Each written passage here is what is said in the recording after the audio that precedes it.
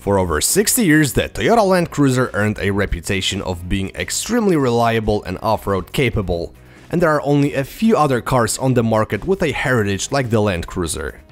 Now, I'll be completely honest, I don't know anything about off-roading, so I'm gonna approach this car like a regular customer who's looking for a family SUV. So, let's start with the powertrain. The Land Cruiser is powered by a 5.7-liter V8 which generates 381 horsepower and 401 pound-feet of torque. The engine has very smooth characteristics with a lot of low-end torque and provides the right amount of power for this 5,800 pound beast.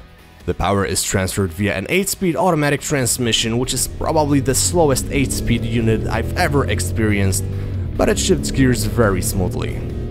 Now, the biggest drawback may be the fuel economy. During my week with the Land Cruiser, I averaged 13 miles per gallon in the city, 18 on a highway and 16 combined. Let's talk about driving characteristics now. Despite being body on frame, the Land Cruiser is a surprisingly comfortable SUV. The suspension dumps relatively well and the vibration gets inside the cabin only on very choppy pavement.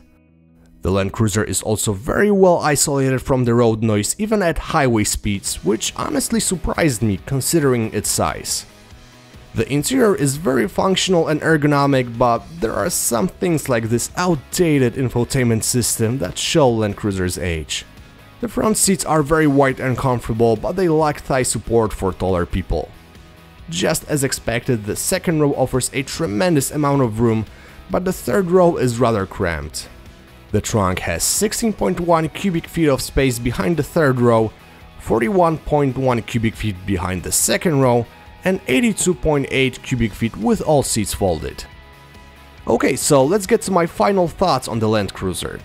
If you're gonna use it for what it's for, then it's a great choice, but if not, buying this car just as a family SUV is completely pointless because there are better options on the market which provide higher comfort and better fuel economy. Having said that, if I were to pick a car that I have to keep for the rest of my life, I'd probably choose the Land Cruiser mainly for its reliability and off-road capability. Pricing of the Land Cruiser starts at $85,415. The only option you can get is a rear seat entertainment system worth $2,200. If you wonder how I would spec out my Land Cruiser, click the link in the description. Thanks for watching.